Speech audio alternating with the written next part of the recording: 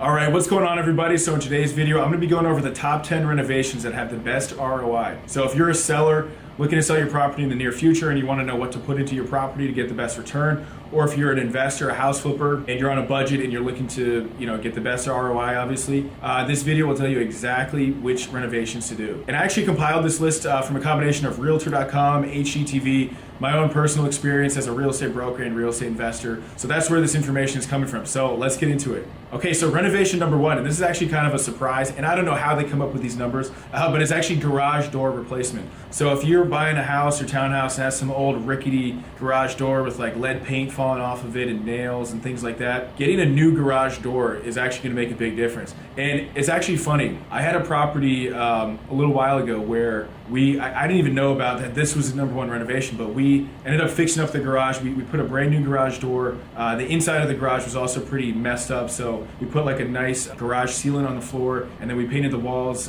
with Drylok paint, so it was nice white color, and it looked amazing. Like I was actually really shocked. I was like, this is incredible. This garage, like I want to live in this garage. It was so nice. So garages, believe it or not, actually have a big effect. And to replace a garage door and maybe do some paint and some lighting on the outside is really not that expensive. You're talking maybe a couple $1,000 for like a really nice garage door. And then I would recommend doing the inside as well, getting everything out of the garage, making it look nice and open, putting the sealant on there, as well as doing some paint and maybe replacing a light fixture or two. Pretty simple stuff, but it definitely pays off.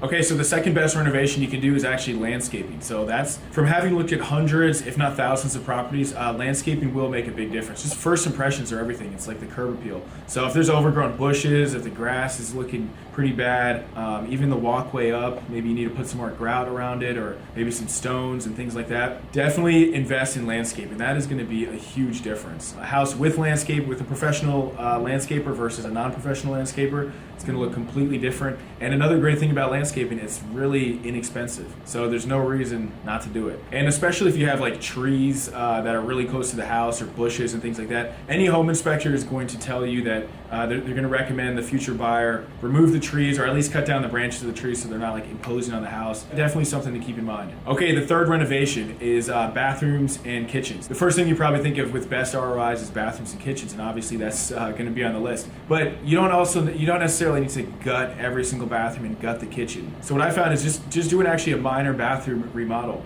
Maybe you change the light fixtures, maybe do new paint, new vanity, maybe new toilet, do some tile work, things like that. You don't necessarily need to completely renovate it.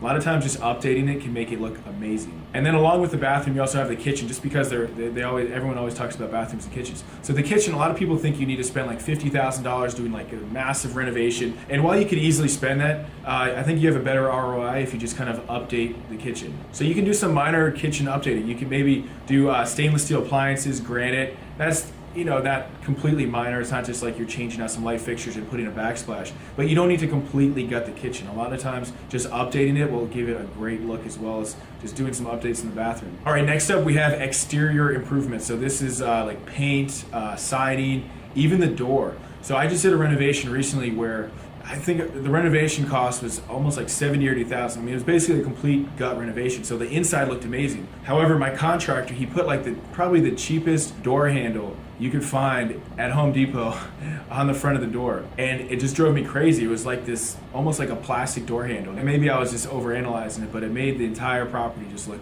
pretty bad. So I was like, look, we're gonna find like the $500 door handle. We're gonna get this door painted. If it had siding, this house was just brick on the front, and it was more of a row house, so there wasn't necessarily siding. But fixing out old siding, because a lot of times siding will get chipped, or maybe if it's asbestos siding, you usually are going to have to remove that, and you have to use a special company to do so. But new siding, paint, and then get a really nice door and a really nice door fixture. That actually makes a big difference. It's first impressions, because if people think that you just cheaped out on a door handle, they're probably going to say, I wonder what else you cheaped out on. You want to give the best first impressions possible when it comes to the exterior part of the house and the curb appeal. Next up on the best ROI for house renovations is having a deck, patio, or some type of porch. So building a deck obviously can be pretty expensive, but actually just from my own experience, I know a lot of properties where you have to have a deck. If you don't have a deck, people will just say, well, it's going to cost me $10,000, $15,000 to build it. We're going to look at other houses. That's too much money for us.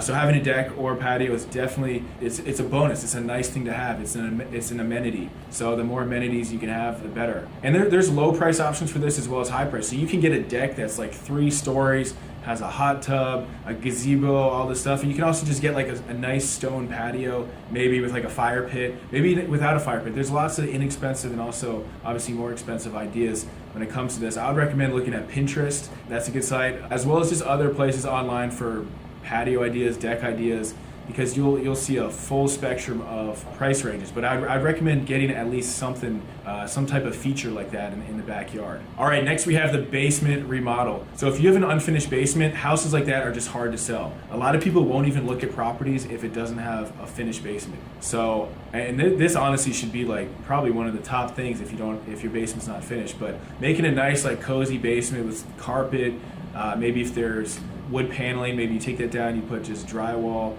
Maybe you put recessed lights if it has those other like the drop ceilings, because drop ceilings just look really cheap. It's like what you see in like middle school and high school like trailers back in the day when they just had the cheap drop ceilings.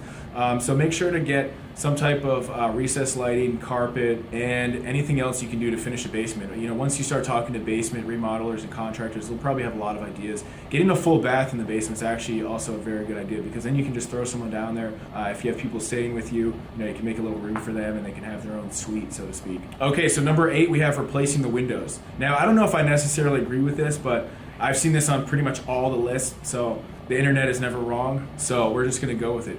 So if you replace the windows, it can look really nice. And buyers, when they're looking at properties, they will look to see what year the windows are. I mean, not the exact year, but they'll say were the windows replaced recently, how do the windows look? Because you'll see a lot of houses where it's old wood windows with like lead paint. So having some new, like nice vinyl ones can really make a difference. And people like the energy efficiency, even though as far as energy efficiency goes, there's actually much better ways of spending your money than windows, because each window, if you replace a new window's about $300 to $600 per window.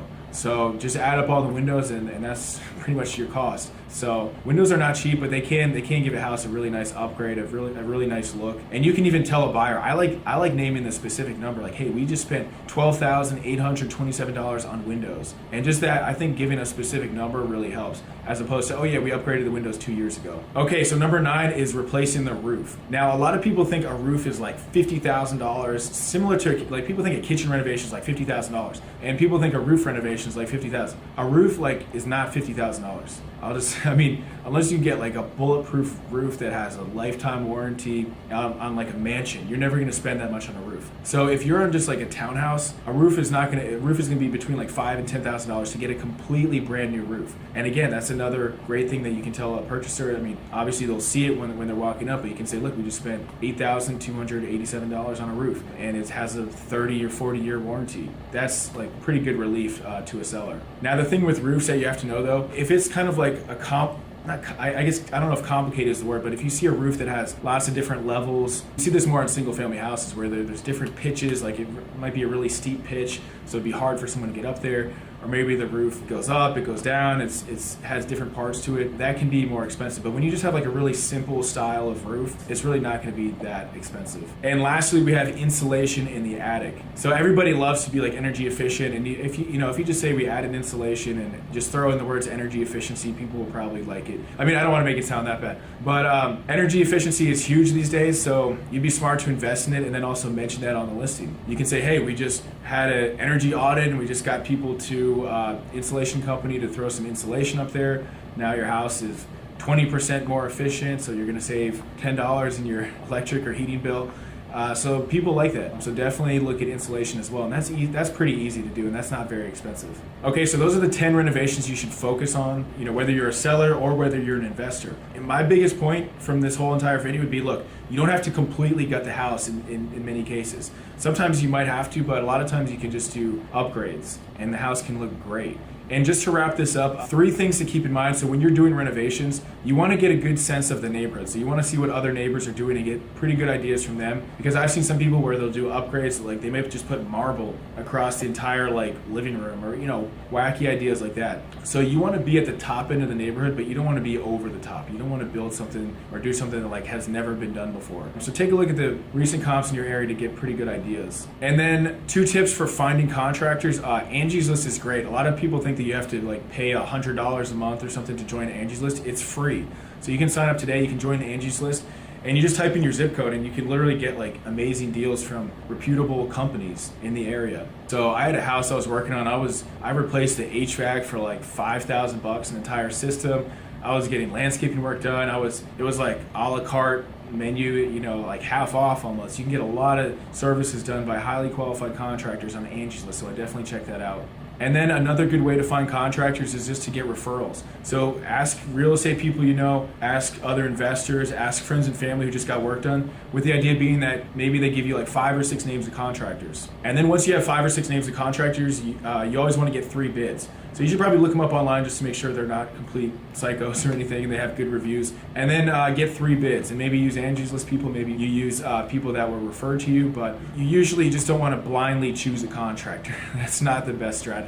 And I can tell you from firsthand experience, that's not a good strategy. Okay, so there you have it, 10 renovations that give you the best ROI. And I'll put in the description below the 10 renovations, just so you have those on a list so you don't have to watch the entire video if you don't want to. But definitely subscribe, share, like this video. Let me know if you have any questions, and I'll see you in the next one. All right, bye.